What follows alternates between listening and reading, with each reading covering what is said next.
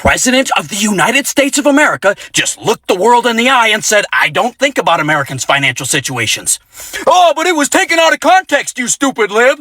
All right, you bootlicking maggot shit stain, let's watch it together. I don't think about Americans' financial situation. I don't think about anybody. Explain that, you traitorous, tangerine taint-licking fucking turncoats. Explain how the first time they've ever caught this motherfucker telling the truth on camera, that's when he's explaining exactly how little of a fuck he gives about the people who can't afford food anymore because he started a war to distract them from the fact that he was best friends with a bunch of fucking pedophiles. Explain why, in the same fucking interview, he bragged about how we needed to double the size of the fucking ballroom and then called the reporter a dumb person because she pointed out that the price fucking doubled too. Explain why inflation is almost 4%, the highest it's been since 2023. Going to the gas station feels like a trip to the fucking proctologist, and people are choosing between food and rent. But the only budgets that the president is fucking concerned with are not the ones that allow people to feed their fucking kids, but they're the ones for his ballroom that he's physically incapable of dancing in, and the forever war he fucking started. Explain that, or get fucked. Trump's telling the truth here. Financial situation motivating you to make a deal? Not even a little bit. The only thing that matters when I'm talking about Iran, they can't have a nuclear weapon. I don't think about Americans' financial situation. I don't think about anybody. I think about... MAGA, did you hear that? Trump never cared about any American. He only thinks of himself. Do you really think he cares about the economic hardships of anyone, even his voters, who, after listening to that, will still defend him because they will never wake up? I'm actually convinced that a good portion of them could be convinced to follow that man off a cliff if he decided to go that way. This man has never thought of anyone other than himself. I don't even think he really cares that much about Iran, if I'm being honest with you. He only cares about himself. Getting more money, more power, more anything for Trump. That has always been his game. That has always been his brand. He's telling you the truth. Are you going to listen? The ballroom is going to be a few $100 million and absolutely not paid for by taxpayers, not your tax dollars, explicitly stated by Donald Trump, by Republicans, by all the MAGA influencers. What difference does it make? It's not taxpayer money. Then it is going to be taxpayer money. Then it's going to be $1 billion of taxpayer money. Now he is saying that shouldn't matter at all. And a reporter asks him about the fact that he has more than doubled the size of the budget for the ballroom and has shifted it from donors to taxpayer dollars. And this is what Donald Trump, the president of the United States, our public servant who serves us, has to say to the reporter who is rightfully asking him about that doubled budget and who's going to pay for it. And this is what he has to say to them. Right now, on budget, under budget, and ahead of schedule. I doubled the size of it, you dumb person. It's double the size. You are not a smart person.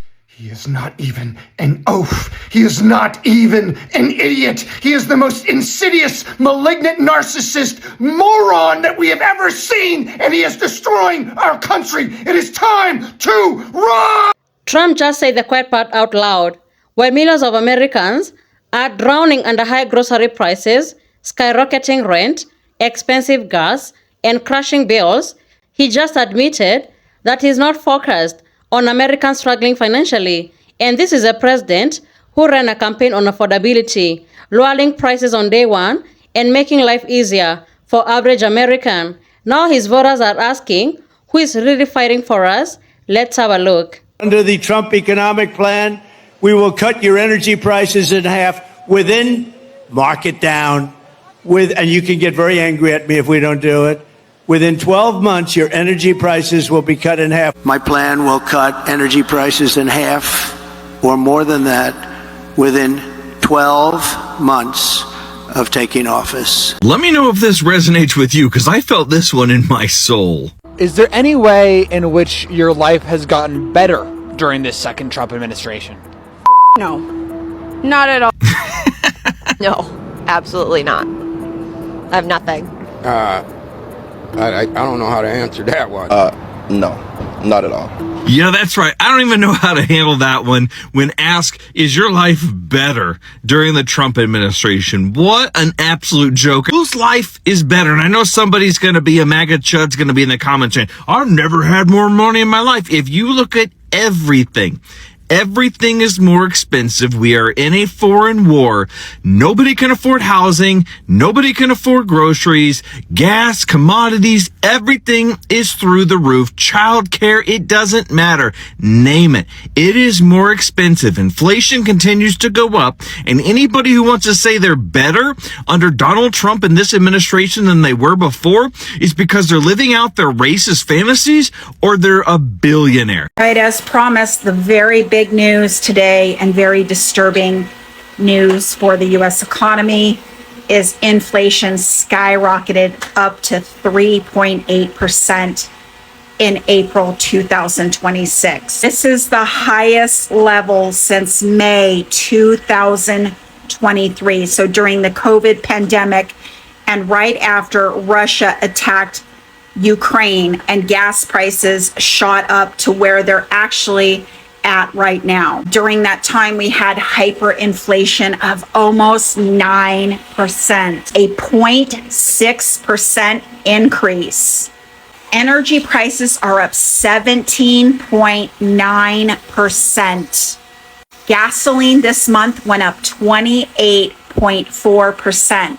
It is actually up 46% just in the last 3 months because of the Iran war. What's very scary about this is there is no end in sight. There are almost 2,000 ships sitting in the Middle East. They haven't moved in 9 weeks. If you want to know why everything has gone up, and you thought you were crazy, you are not. It's only going to get worse. Will we have hyperinflation? Are we in the middle of stagflation? Are we in the middle of a recession? Hiring freeze certainly looks very bad for the economy. Please do not spend money. I don't give a shit about corporations, them going out of business and them losing money. I care about you and your finances. Do the best that you can to not spend money. Budget your money ahead of time. Lay low at your job. If you can, build up your emergency fund. If you can, pay off debt. Oh, Trump, you are my daddy. Yeah, I do anything to make you happy. What is that? Oh, Donald T, can't you see? Can't you see? You belong with me in this ecstasy. Yeah. You mean to tell me 4 grown-ass men sat around, looked at each other, wrote the lyrics to this little jam they have, and thought to themselves that they have a banger? Not to mention getting up in front of a crowd to perform this thing, and the scary part about it is that there were actual individuals singing along. What do y'all call yourselves? 4 biscuits on a plate of gravy? Man, let me stop with this hillbilly propaganda, because that is all this is propaganda. Individuals like this in our American society are far too many that are willing to idolize these politicians as if they are gods or Hollywood stars. This nonsense needs to stop, man. And a lot of us who don't do this need to correct this type of behavior, because I would like to think in a normal world, out in the reality of things, is that the most of us are looking at each other, shaking each other's hands, getting to know each other, understanding what is going on in our community so that we can make things better, not only for ourselves, but our families. I know we have some trying times, but for crying out loud, we could do a lot better than this, man. Felon 47 told you exactly how he feels about the American people. He was asked whether he cared about the financial pain Americans are experiencing. And his answer was simple. No, I don't care. Straight from his own mouth. He doesn't care if your bills are piling up. He doesn't care if your groceries are unaffordable. He doesn't care if your retirement account is taking a hit. He doesn't care if working families are struggling to stay afloat. Believe him when he tells you who he is. And that's the read. I don't think about Americans' financial situations. I don't think about anybody, is what Trump just said to a reporter when he was asked if he feels motivated to end the excursion in Iran because his economy sucks so bad for everyday Americans. And Trump said, no, I don't even think about that, not even a little bit. But you know what he does think about pretty often is charging the taxpayers $1 billion for his new ballroom, which he lied about and pretended it was all coming from private donations. Oh, he also thinks about his new reflecting pool a lot, which is going to cost us all $13 million. Oh, and there was no bid for that contract. He just gave it to his pool boy who works on his National Golf Club in Virginia. And as soon as he gets that done, he's going to start working on the Arc de Trump, which is estimated to cost around $100 million in taxpayer money. And on top of that, he made over 50 posts to Truth Social in 1 hour last night. And that's because the leader of the Republican Party is mentally ill. He has no grasp on reality at all. He says prices are way down, they're way up. He says gas is way down, it's way up. So here we are, America, just trying to scrape by while our mentally ill president takes all of our taxpayer money to build himself statues. Oh, and did I mention that inflation just ticked up to 3.8, and when he took over for Biden, it was at 2.9? So he just sucks at everything. There's literally nothing that he's good at. Trump doesn't care about you struggling financially. He doesn't care that the war with Iran is bearing a larger cost to Americans. He just doesn't factor that into any of his decision making. This is the most dictator-like thing he has said yet, and this is going to get worse. As his filter collapses, he's going to say more things like this. You know, for a very long time, I've been saying Trump doesn't give a damn about anyone but himself. And everybody said, oh, Drayton, you're being hyperbolic. I mean, come on, what a thing to say about the man. But what happens when he says it himself? Yeah, what happens when it's the words that come out of his mouth? You know, I don't think about Americans' financial situations in Iran negotiations. Why would I think about how Americans live? What do I care? I'm just the president. I think he forgets that he represents the United States of America, that all the people of the United States is who he represents. I truly don't think he understands that. Because saying that, you know, I don't even think about their financial situation. If they're broke, they're broke. I mean, my friends at Mar-a-Lago have lots of money, so that's all that's important. But the rest of you people, yeah, I don't think about your financial, your financial worries or your financial problems or yeah, I don't think about it. He doesn't care, folks. He just doesn't care. To what extent are Americans' financial situations motivating you to make a deal? Not even a little bit. The only thing that matters when I'm talking about Iran, they can't have a nuclear weapon. I don't think about Americans' financial situation. I don't think about anybody. Credit card debt's at an all-time high because families are going into debt paying for household essentials like gas, food, toilet paper at an average of 22% interest. And Donald Trump is using the power of the presidency to make his family richer than they've ever been in history. Here are all the companies that the Trump family are invested in that have ties to the war in Iran and Venezuela. Now, these three companies, Powers, Extend, and Unusual Machines, are in negotiations right now with the Gulf states to be the premier drone supplier in the Middle East. I'm talking attack drones, defense drones, drone AI, drone parts, drone fucking everything. And not only that, but they're getting Pentagon contracts. His family is making generational wealth off of this war.